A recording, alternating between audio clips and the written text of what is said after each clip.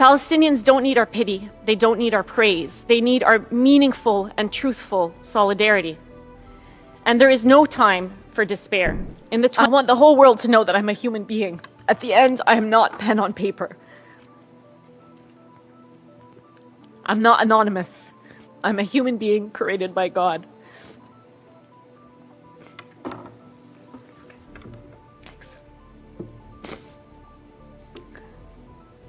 He then asks a question that I'm going to pose to you. Why aren't Palestinians the ones speaking for our cause? Why are we not there and able to speak? The Palestinian people, the people in Gaza. Why not me? Why not my neighbor? Why not my colleague? Our Palestinian colleagues are not here today because the systems we currently exist in don't recognize the value of Palestinian life. I'm going to end by some reflections from myself and my colleagues who recently came back from Gaza. I'm speaking to you today both as a member of civil society and as a healthcare worker who has witnessed firsthand the death and destruction inflicted upon the Palestinian people.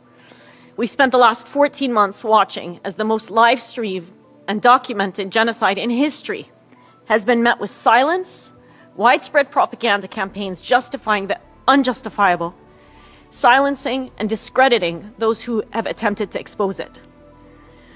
The eyewitnesses that have made it out alive consistently reported crimes that in any other context would have led to sanctions. But here, after 14 months of the most grave breaches of humanitarian law, gross violations of human rights, barbaric war crimes, it is met with impotence by individuals, countries, and the very institution represented by this building.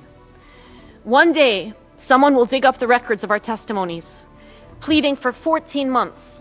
They will dig up the records of Palestinians covering their own genocide when international journalists were unprecedentedly banned from entering. Palestinian children setting up press conferences to tell the world that their lives mattered. We will have to reckon with that history. The precedent that's been set in Gaza, as some of my colleagues here have mentioned earlier, it's going to spread everywhere throughout the world. It signals the demise of rule of law. We've already seen it spread to Lebanon. And as one volunteer surgeon said, when I was in Gaza, I felt like it was a prelude to the end of humanity. If solidarity with your fellow humans is not enough of a reason to act, think about how this is going to spill over. This should be frightening for everyone. I recognize that the words I shared with you today are heavy. But these words pale in comparison to the reality experienced by Palestinians for over 400 days and 76 years before that. Palestinians don't need our pity. They don't need our praise. They need our meaningful and truthful solidarity. And there is no time for despair. In the 24 hours that I'm going to spend in this city, at least 60 children in Gaza will be injured or killed. I recognize that many of you here, by virtue of being here today, are already convinced of the need to act. It takes courage to fight a corrupted system, a system that gives disproportionate to countries with terrible records of global violence. Today, as all of us sit here in the comfort of safety, Dr. Hussam Abu Safi is in Kamal Adwan Hospital, just discharged from the intensive care unit after he was injured by an Israeli strike. His son was killed not long ago. His 2 daughters are injured.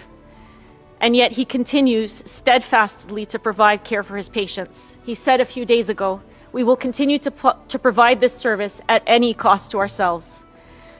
The courage and action by Palestinian healthcare workers in the face of this genocide presents an exemplary model for all of us. The question I want to last leave you with is, what are we risking?